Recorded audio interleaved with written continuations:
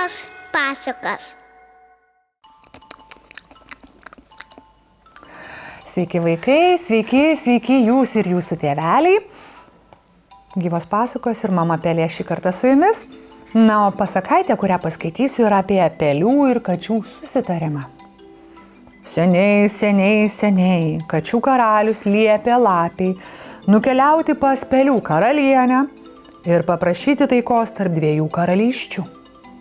Nuėjusi pas karalienę, pasiuntininkė pagerbė, pagarbiai nusilenkė ir iškilmingai prabilo. Jūsų didenybė, kačių karalius man liepia jums pristatyti planą, kaip būtų galima visiems laikams išspręsti nesutarimus tarp kačių ir pelių.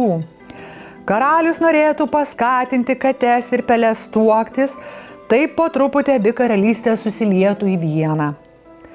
Pelių karalius ir karalienė išdidžiai išklausė, padėkojo lapiai ir atsakė: mums taip pat labai svarbu, kad įsigalėtų taika.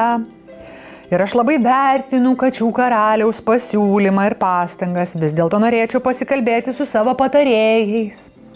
Atsakysiu kiek vėliau.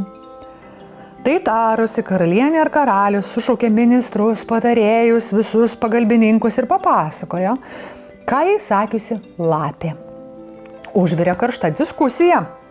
Ir galiausiai visi sutiko, kad tikrai būtų geras sprendimas, jeigu katės ir pelės pagaliau nustotų peštis, kariauti, o pradėtų draugauti. Tada karalienė nusprendė išleisti savo dukterį už kačių karaliaus sūnaus. Ir tai bus pirmoji kačių ir pelių santuoka ir bus pavyzdys visiems. Išgirdusi šią žinią, minia ėmė garsiai ploti ir karalienė paliepė lapei nedelsiant nunešti šią žinią karaliui katinui. Tačiau visiems džiūgaujant pasigirdo senos ir vienos labai gerbiamos pelės balsas. Labai gera žinoti, kad mūsų laukia taiki ateitis, kurią užtikrins tokia svarbi sąjunga. Tačiau turime nepamiršti, kad katės visuomet buvo didžiausi mūsų priešai. Todėl nė per nago juodimą netikiu tokių jų pasiūlymų. Nepamirškite, kad lapės taip pat mūsų priešai nuo neatmenamų laikų.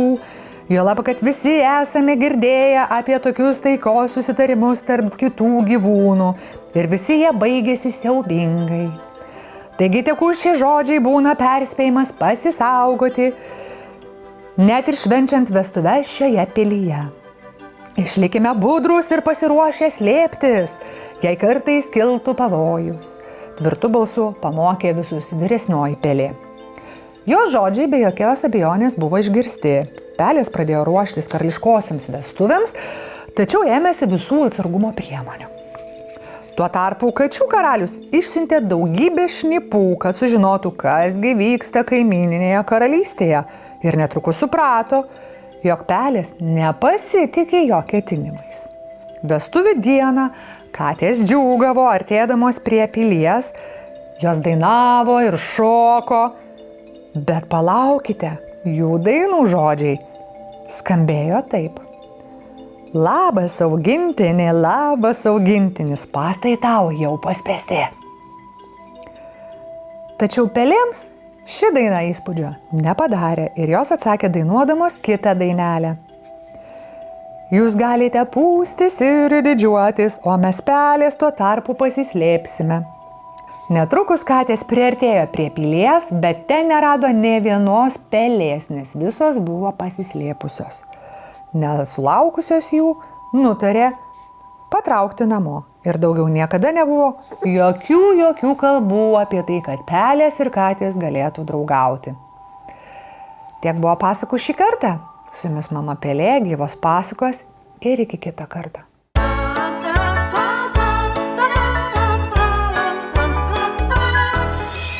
Gyvas pasakas.